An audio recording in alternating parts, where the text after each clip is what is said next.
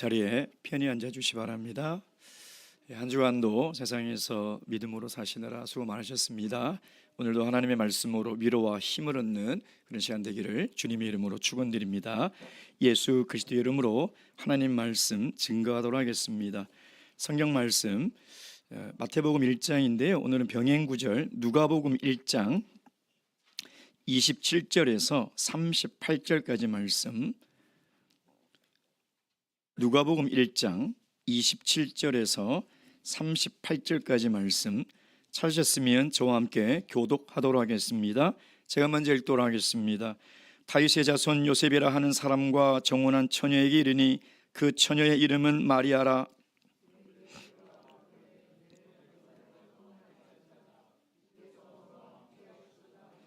처녀가 그 말을 듣고 놀라 이런 인사가 어찌함인고 생각하매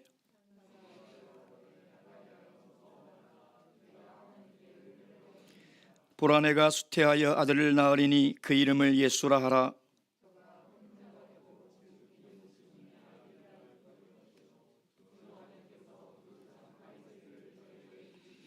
영원히 야곱의 집에 왕노릇 하실 것이며 그 나라가 무궁하리라.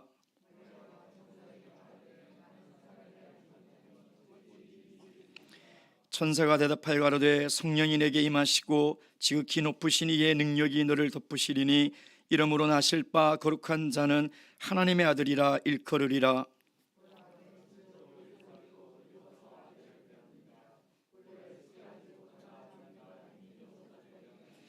대저 하나님의 모든 말씀은 능치 못하심이 없느니라. 주의 계집종이오니 말씀대로 내게 이루어지이다 하매 천사가 떠나가니라. 아멘. 부창, 부수라는 사자성어가 있습니다. 남편이 노래를 부르면 아내가 따라 부른다, 이런 말로 부부가 손발이 잘 맞는 모습을 일컫는 말이죠. 어쩌면 요셉과 마리아는 신앙 안에서 그런 부창, 부수의 모습을 우리에게 보여주고 있습니다. 사실 남편들이 말을 잘 안 듣죠. 아내의 말을 잘 안 듣습니다. 손발이 안 맞아서 참 어려움을 많이 겪는 모습을 보는데, 교회 안에서도 그런 모습을 종종 볼 때가 있습니다. 그러나 오늘 이 요셉과 마리아는 참 두 사람 다 신앙 안에서 손발이 참 잘 맞는, 잘 어우러지는 그런 부부의 모습을 우리에게 보여주고 있습니다. 오늘은 아름다운 부부 두 번째 시간으로 저번 시간에 이어서 남편의 그 아름다운 삶을 보았다면, 오늘은 그의 아내 마리아의 아름다운 신앙을 살펴보려고 합니다. 교회사를 보면요, 초대교회 때는 마리아가 그렇게 주목을 받지 못했습니다. 그저 하나님께서 특별히 선택하셔서 예수 그리스도를 잉태하여 낳게 한 그런 평범한 여인이었을 뿐이죠. 근데 AD 4세기가 들어서면서 상황이 완전히 바뀌게 되었습니다. 그 원인이 뭐냐면 삼위일체 신간에 있는 것이죠. 하나님을 성부 하나님, 성자 하나님, 성령 하나님 이렇게 나누어서 부르다 보니까 마리아를 어떻게 부를 것이냐. 그래서 데오 코로스, 즉 하나님의 어머님, 이렇게 이제 부르게 된 거죠. 그래서 오늘 우리가 천주교에서 성모 마리아, 성모 마리아라고 부르는 그 이유가 여기에 있는 것입니다. 자, 그러다 보니까 이 마리아는 하나님의 어머니면 뭔가 일반 어머니와 달라야 된다라는 생각으로 이 마리아를 우상화하기 시작한 것입니다. 첫째, 그는 죄가 없이 태어났다, 이렇게 이야기를 했고요. 두 번째는 죽음을 맛보지 않고 승천하였다, 이렇게 미화되었고요. 세 번째는 예수님과 우리 사이에 중보자가 되셨다. 그래서 예수님께 직접 아뢰기 힘든 기도는 마리아에게 아뢰면 어머니가 아들에게 잘 부탁해 줄 것이다, 이렇게 만드는 것이죠. 그래서 마리아는 지금 천주교에서는 신격화돼서 그렇게 섬기고 있는 것입니다. 근데 교회사를 보면 교회가 세워지고 AD 3세기 300년까지는요 마리아에 대한 언급이 없습니다. 또한 예수님도 성경에도 어디에 그런 근거로 이야기한 적도 없고 신약 성경을 기록한 사도들도 여기에 대해서, 마리아에 대해서는 이런 언급을 일치하고 있지 않다는 것입니다. 자, 그렇다 보니까 우리 마음속에는 뭔가 마리아가 우상화되어 있는 그 천주교에서 신격화되고 있는 그런 또 선입견이 있다 보니까 마리아가 뭐가 문제가 있는 거 아니야? 라는 생각을 또 우리는 하게 된다는 것이죠. 그러나 곰곰이 생각해 보면 마리아에게는 아무 잘못이 없습니다. 마리아를 우상화했던 그 사람들의 문제지, 사실 마리아의 일생을 보면 정말 우리가 본받아야 될 아름다운 신앙의 모습들이 많이 있다는 것입니다. 하나님께서 인류를 구원하실 예수 그리스도를 마리아의 잉태를 통해서 이 땅에 보내신 것만으로도 마리아는 얼마나 아름다운 인생을 살았습니까? 오늘 이 시간 이 마태복음 1장과 병행구절인 마태복음 1장은 요셉에 대한 이야기가 많이 있는데 사실 마리아에 대한 이야기가 빠지지 않았습니까? 그것을 누가복음 1장이 보충을 하고 있는 것이죠. 오늘 이 본문의 말씀을 통해서 이 마리아의 아름다운 신앙이 무엇인지를 다 함께 본받는, 상고하는 그런 시간이 되기를 주님의 이름으로 축원드립니다.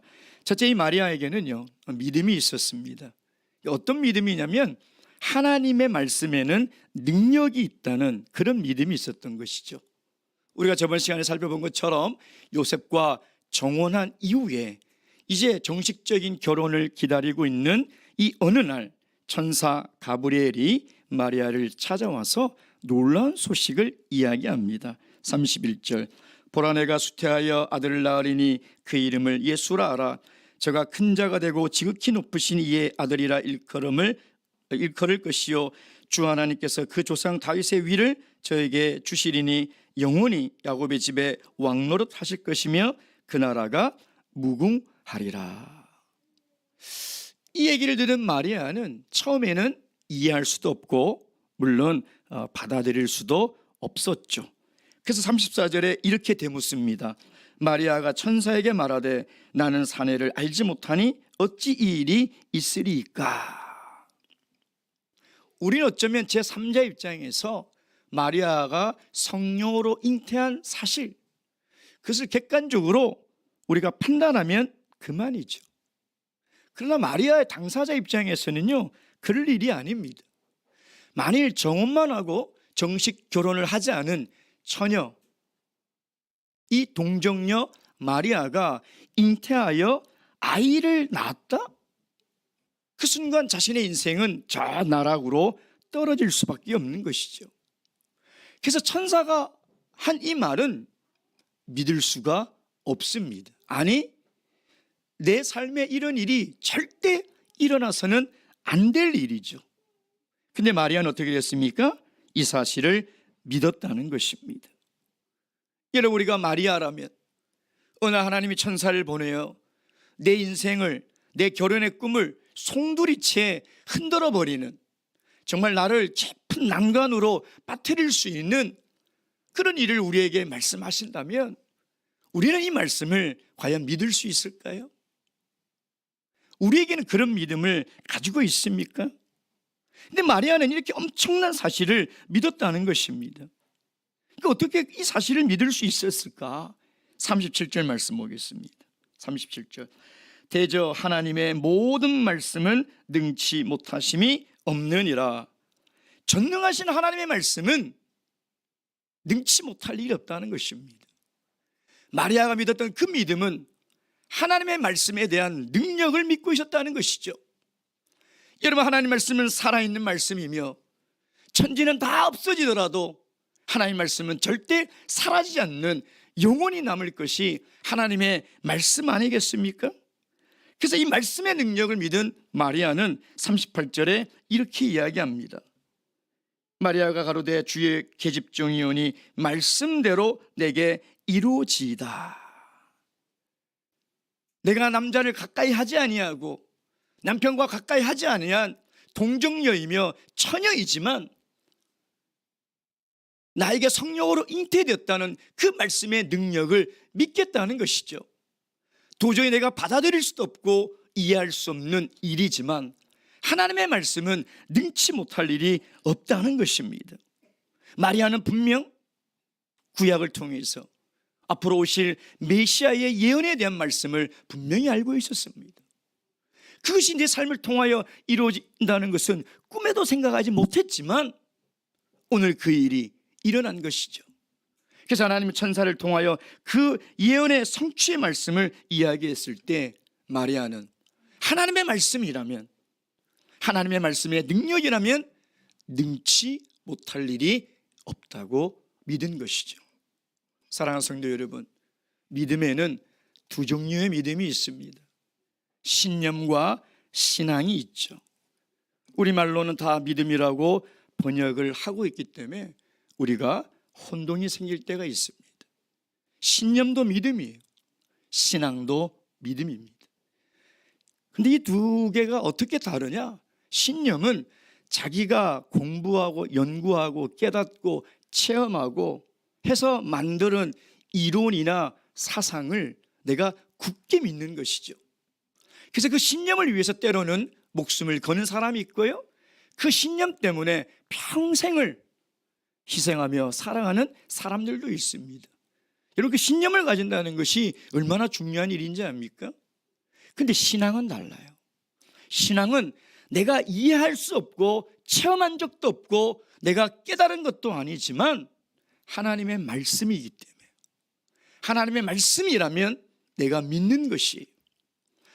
그래서 창세기 1장에 태초에 하나님이 말씀으로 천지를 창조하셨노라, 이 말씀은 우리의 이해와 이성과 경험과 지식을 바탕으로 하나님께서 말씀하시는 것이 아니라는 것입니다.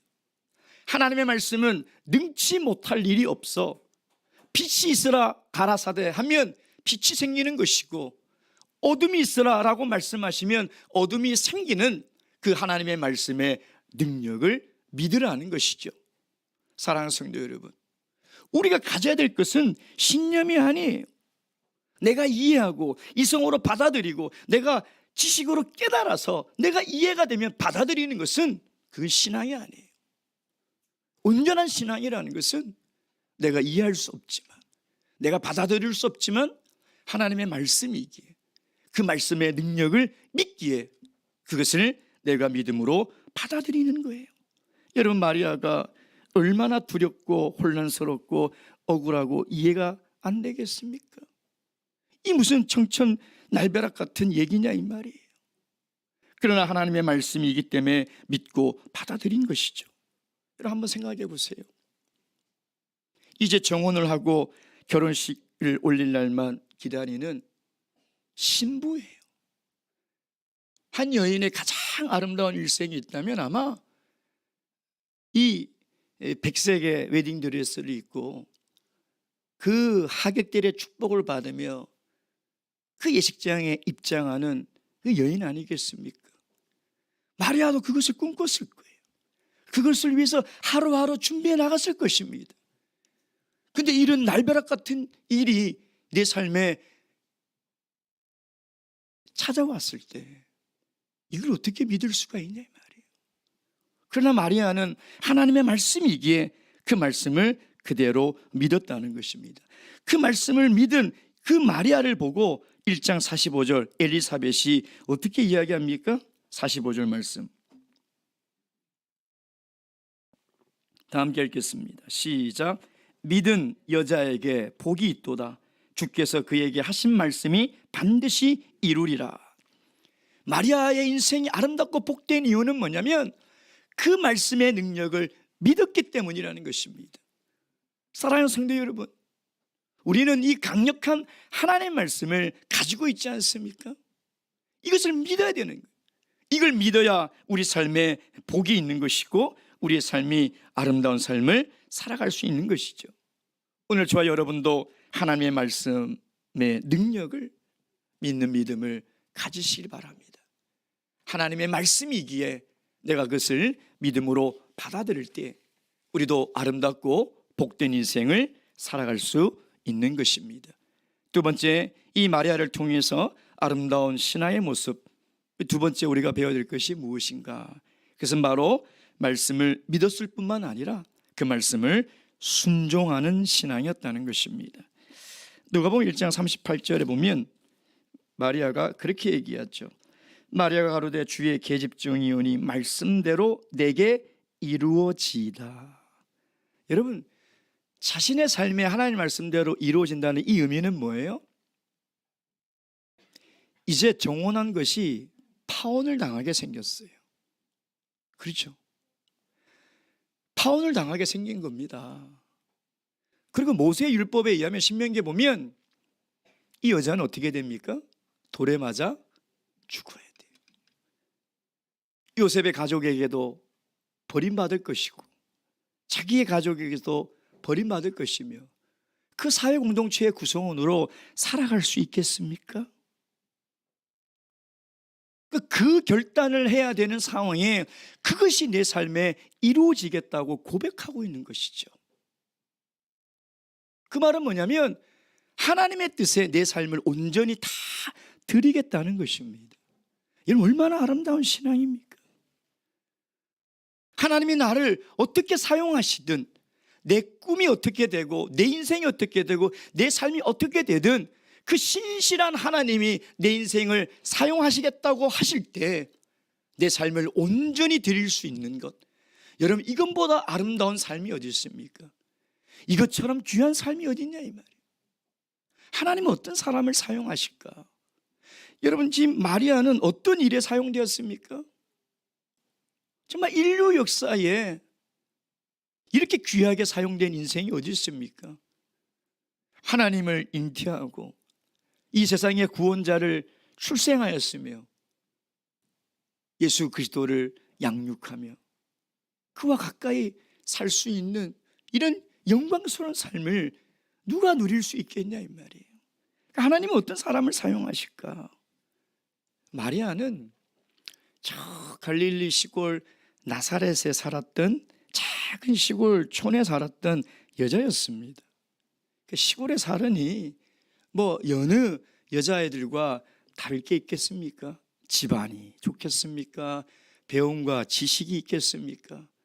아마 시골에 살면 피부도 까무잡잡했을 거예요. 그리고 옷이라고 뭐 이쁜 뭐 공주 같은 옷을 입고 살았겠습니까? 아니, 하나님이 예루살렘에 가면 집안 배경도 좋고 백옥 같은 피부에 학식도 많은 그런 여인들도 많을 건데 하나님은 왜 이런 나사렛 총동네에 사는 이 마리아를 선택했냐 이 말이에요. 하나님은 외모를 보지 않으세요. 하나님은 그 사람의 배경을 보지 않는다는 것입니다. 그 중심을 보시는 거예요. 그 중심에 하나님 말씀을 믿고 그 말씀에 순종하는 그 아름다운 영성, 하나님의 뜻에 자신의 삶을 온전히 내어드려 내 삶이 어떻게 산산조각 나는 것이 중요한 것이 아니라 그것으로 인하여 하나님의 뜻이 이루어질 수 있다면 내 작은 삶을 하나님께 드릴 수 있는 그 아름다운, 하나님이 그걸 모르셨겠습니까? 하나님이 그걸 다 보시고 마리아를 선택하신 것이죠. 오늘 38절에 이 마리아의 고백을 보십시오. 마리아가 가로되 주의 계집종이오니. 왜 이 말을 썼을까요? 이 계집종이라는 이 원은 둘로스로서 여성에게 사용하는 여자 노예인데요, 노예도 등급이 있었습니다. 근데 이 둘로스는 뭐냐면 노예 중에 가장 낮은 노예예요. 가장 낮은 노예. 여러분, 그 당시 로마의 노예법은 노예는 물건이에요. 노예의 생사 여탈권은 주인에게 있어요. 노예는 자기의 뜻을 말할 수가 없어요. 노예는 자기의 권리를 주장할 수가 없어요. 모든 것이 주인의 손에 달려 있다는 것이죠. 그러니 마리아가 지금 하는 이 고백은 뭐냐면 내 인생의 모든 결정은 하나님께 있다는 거예요. 하나님께 있다는 거예요. 나는 주의 노예입니다. 나는 주의 계집종이옵니다 라는 것이죠. 그러나 이 말이 수치스럽고 이 말이 비굴하며 이 말이 부끄러운 것이 아니라는 거예요. 여러분, 이 세상에서 가장 아름다운 사람의 모습은 주님께 순종하여 쓰임받는 거예요. 이 세상에서 가장 영광스러운 이름이 있다면 주의 종이라 불림을 받는 거예요. 여러분, 주의 종이란 말이 얼마나 영광스러운 말입니까? 이 세상에 가장 가치 있는 삶이 있다면 하나님께 쓰임 받는 거예요. 주님이 쓰시겠다고 하실 때 내 시간과 물질과 내 삶을 내어드릴 수 있는 인생, 여러분, 그 인생처럼 아름다운 인생이 어디 있냐 이 말이에요. 하나님이 저 나사렛 시골 촌동네에 정말 평범한 마리아를 찾아가셔서 이 위대한 하나님의 구속사를 이루는데 사용하셨다면 오늘 우리도 얼마나 평범한 삶을 살아가고 있습니까? 하나님은 그런 우리 평범한 삶으로 찾아오실 거예요. 그리고 하나님께서 너희의 인생을 쓰겠다고 하실 때 우리도 아멘, 주님의 뜻이 내 삶을 통하여 이루어 주옵소서, 이 종이 주님의 뜻을 듣겠습니다 라고 순종하는 믿음이 있을 때 하나님의 복과 하나님의 은혜가 넘치는 그런 아름다운 삶을 살아갈 수 있다는 것을 꼭 기억하시고 하나님께 우리의 삶을 온전히 드리며 살아가시길 주님의 이름으로 축원드립니다. 마지막 세 번째, 이 마리아의 이 본받을 아름다운 신앙이 뭔가? 그것은 바로 은혜를 받은 사람이라는 것입니다. 아니, 더 정확하게 얘기하면 은혜를 아는 사람이에요. 은혜를 아는 사람이에요. 여러분, 마리아는요, 천사를 통해서 성령으로 잉태되었다는 소식을 믿음으로 받아들였는데 이게 그렇게 간단한 문제가 아니라고 말씀을 드렸습니다. 그 이후에 풀어야 될 일들이 산적해 있어요. 제일 어려운 일이 뭐예요? 요셉의 이해를 구해야 돼요. 그렇죠? 마리아는 믿음으로 받아들여서 다 믿었는데 남편이 못 믿으면 이거 어떻게 되냐 이 말이에요. 남편은 믿었는데 아내 마리아가 못 믿으면 이거 어떻게 되냐. 그러니까 하나님은 둘 다 찾아가서 설득하는 거예요. 저번 시간에 봤다시피 마태복음 1장에 천사가 요셉을 찾아가서 요셉아, 두려워하지 말라. 내 아내는 정말 성령으로 잉태된 것이니 두려워하지 말라. 그 말씀을 믿고 데려오지 않습니까? 근데 요셉이 그것을 믿음 없는 남편이었다면 이 일이 어떻게 되냐 이 말이에요. 그러니까 하나님이 지금 이 두 쪽으로 왔다 갔다 하면서 얼마나 바쁘셨겠냐 이 말이에요. 풀어야 될 게 사실 한두 개가 결코 쉬운 일이 아니라는 것입니다. 근데 오늘 읽던 본 말씀에 보시오. 3절에 천사가 일러 가로되 마리아여 무서워 말라. 내가 하나님의 은혜를 얻었나이다. 하나님의 은혜를 입었다는 말이 28절에도 그에게 들어가 가로되 은혜를 받은 자여 평안을 지어다. 그러니까 마리아가 하나님의 은혜를 입었다는 겁니다. 성령으로 잉태한 사실이 하나님께 은혜를 입었다는 것이죠. 여러분, 하나님의 은혜를 입었다면 우리는 어떤 생각이 듭니까? 하나님의 은혜는 늘 내 마음에 평안을 주고 위로를 주고, 하나님의 은혜는 뭔가 내 마음에 충만함과 만족과 기쁨을 주는 그런 것 아니겠습니까? 근데 그 은혜를 입었는데 어떻게 되느냐? 누가복음 2장 34절. 누가복음 2장 34절.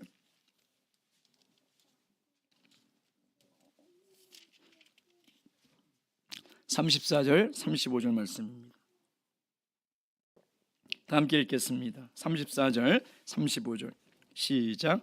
시몬이 저희에게 축복하고 그 모친 마리아에게 일러 가로되 보라, 이 아이는 이스라엘 중 많은 사람의 패하고 흥함을 위하여 비방을 받는 표적되기 위하여 세움을 입었고 또 칼이 내 마음을 찌르듯 하리라. 이는 여러 사람의 마음의 생각을 드러내려 함이니라 하더라. 지금 시몬이라는 사람이 성령의 감동으로 찾아와서 마리아를 통해서 태어난 이 아이의 운명을 이야기를 했어요. 많은 사람들을 통해서 핍박을 받고요, 그 핍박을 통해서 어머님 마리아의 심장을 칼로 찌르는 듯한 그런 고난과 고통을 겪을 것이라는 것이죠.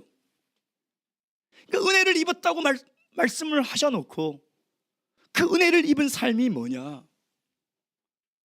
그 은혜로 말미암아 엄청난 고난과 고통을 겪게 될 거라는 것입니다. 실제로 마리아는요, 이 아기 예수를 해산할 때 해산할 그 방을 못 구해서 마구간에서 해산했어요. 우리 어머님들 아이 다 낳아 보셨잖아요. 만약에 그렇게 나왔으면 평생 평생 아마 남편에게 아마 서운함을 얘기하지 않았겠습니까?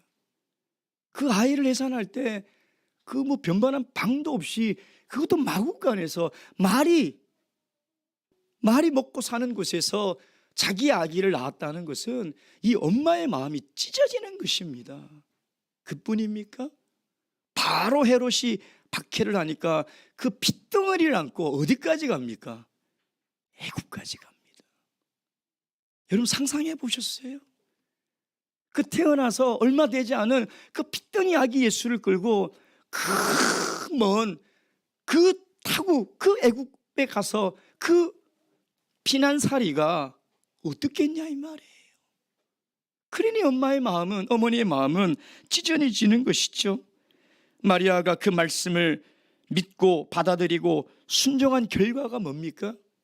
겪지 않아도 될 일을 지금 마리아는 겪고 있는 거예요. 하나님이 마리아를 부르지 않으셨다면 마리아는 여느 평범한 여자처럼 요셉과 결혼하여 오손도손 가정을 일구고 자녀 낳고 아마 그 시골에서 잘 살았을 거예요. 근데 하나님의 은혜를 입은 그 결과가 뭐냐? 사람들의 핍박을 받고 칼로 심장을 찌는 같은 그 고난을 겪게 되었다는 것이죠. 이런 말씀에 순종한 복이, 말씀을 통하여 얻는 은혜가 칼을 찌르는 듯한 고통과 고난의 연속이었다는 것입니다. 제일 큰 고통이 뭐였을까요? 십자가에 달려 죽어가는 아들의 모습을 보는 거예요. 여러분 자녀를 길러보셔서 아시잖아요. 자녀가 기침만 콜록콜록하고 열만 나도 어머니의 마음은 찢어집니다. 남편들을 잘 몰라요. 어머니의 마음은 찢어지는 거죠. 하나님의 특별한 은혜를 입었는데 왜 이렇게 감당하기 힘든 고난의 연속이 있냐 이 말이에요. 도대체 은혜가 뭡니까? 마리아가 입은 그 은혜는 도대체 어떤 은혜냐 이 말이에요. 제가 아주 오래전 성지순례를 갔을 때 로마 바티칸 성당을 간 적이 있습니다. 제일 보고 싶었던 것은 미켈란젤로의 천지창조였어요. 저는 그 작품이 그렇게 큰지 미술책으로만 보다가 깜짝 놀랐습니다. 웅장함을 넘어서 경이로움에, 정말 그 천장에 있는 그림을 보느라고 정말 목이 꺾일 정도로 다 가셨는데도 저는 그 자리에서 그냥 얼어붙은 것처럼 한참을 쳐다봤습니다. 너무 경이로웠습니다. 제일 기억에 남는 작품은 뭐냐면 성당 오른쪽에 있었던 그 미켈란젤로의 조각상인데 피에타라는 조각상이에요. 그 피에타는 이탈리아로 연민, 연정 이런 뜻이거든요. 십자가에서 죽음을 맞이한 그 아들의 시신을 이 마리아가 안고 있는 모습이에요. 근데 저는 마리아의 표정을 보면서 도저히 이해를 할 수 없었어요. 지금도 잊혀지지가 않아요. 그 아들이 죽은 그 싸늘한 시신을 안고 있는 어머니라면 어떻게 해야 돼요? 울부짖어야 되겠죠. 눈물을 펑펑 흘려야 되겠죠. 먹먹해서 기절하지 않겠습니까? 근데 마리아의 표정은 너무나 담담해요. 두 눈을 지그시 감고 있고요, 너무나 온화하고 평안한 모습이었어요. 저는 그게 이해가 그때 되지 않았습니다. 근데 그것을 보고 돌아와서 이 말씀을 읽는 순간 무엇을 깨달았느냐? 누가복음 1장 30절, 천사가 이르되 마리아여 무서워하지 말라, 내가 하나님의 은혜를 입었노라. 은혜를 입은 사람에게 왜 이런 고난이 있을까? 은혜를 입은 사람의 인생에 왜 이렇게 아픔이 있을까? 이 마리아의 얼굴을 통해서 이해가 되지 않았는데 이 말씀을 읽는 순간 그게 이해가 됐어요. 이게 은혜구나. 이게 하나님의 특별한 은혜구나. 어떤 영성학자가요, 하나님의 은혜는 두 종류가 있는데 값비싼 은혜가 있고 값싼 은혜가 있다는 것입니다. 값비싼 은혜는 뭐냐면 하나님이 부르시는 그 소명을 위해서 살아가면서 희생하고 헌신하고 고난을 통해서 누리는 하나님의 은혜라는 거예요. 이것이 하나님의 값비싼 은혜라는 거예요. 이것이 특별한 은혜라는 것이죠. 값싼 은혜는 어떤 은혜냐? 하나님이 우리에게 구원을 베풀어 주신 은혜, 우리의 삶에 평안과 위로와 형통을 구하는 은혜라는 것이죠. 내가 하는 것은 아무것도 없어요. 내가 구원을 위해서 한 게 뭐가 있습니까? 내가 구원받기 위해서 수고한 것이 무엇이 있냐 이 말이에요. 그것처럼 하나님의 복을 얻기 위해서 나는 아무것도 안 하면서, 나는 하나님 나라를 위해서 희생하지도 않고 하나님 나라를 위해서 헌신하지도 않고 고난과 고통을 당하지도 않으며 나에게 맡기신 자기 십자가를 지지도 않으면서 하나님께는 뭐를 구해요? 평안을 구하죠. 하나님께 건강을 구하죠. 하나님께 성공을 구한다는 것입니다. 그게 값싼 은혜라는 것이죠. 그러니까 마리아에게 임한 특별한 은혜는 뭐냐? 바로 값비싼 은혜라는, 특별한 은혜라는 거죠. 저는 성경을 통해서 깨달은 것이 뭐냐면 정말 하나님의 특별한 은혜는 소명과 함께 오는구나. 하나님의 은혜를 받은 모든 하나님의 일꾼들은 다 그 은혜로 말미암아 핍박받고 죽임을 당했다는 것입니다. 그래서 이것을 깨달은 후에 바울 사도의 나의 나 된 것은 하나님의 은혜라는 그 말씀이 무엇인지 조금 이해가 되기 시작하는 거예요. 바울 사도처럼 그 은혜로 인하여 그 수고와 고난을 받은 사람이 어디 있습니까?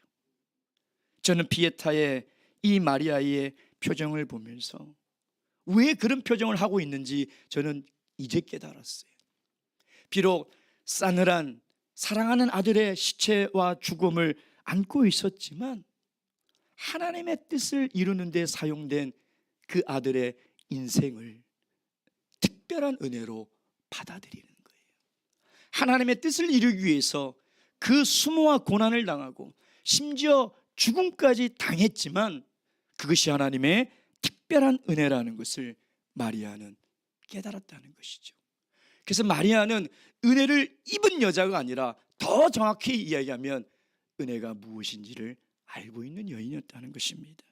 사랑하는 성도 여러분, 우리가 하나님께 구해야 될 은혜는 이런 특별한 은혜여야 합니다. 하나님 말씀에 순종함으로 내가 겪게 되는 수고와 헌신, 그걸 통해서 누리는 복이 있어요. 그 은혜가 있습니다. 하나님 나라를 위해서 내가 희생하고 고통스럽고 고난 가운데 살아가면서 누리는 그 은혜가 있다니까요. 여러분, 그 은혜가 진정한 은혜예요. 그 은혜가 하나님의 특별한 은혜라는 것입니다. 바라옵기는 우리 강남교회, 분당교회 모든 성도님들이 마리아처럼 이런 하나님의 특별한 은혜를 누리시고 이 은혜 속에서 살아가시는 우리 귀한 성도님 되시길 주님의 이름으로 축원드립니다. 묵도하시겠습니다. 할렐루야, 아멘. 찬양하시겠습니다. 찬송가 347장입니다.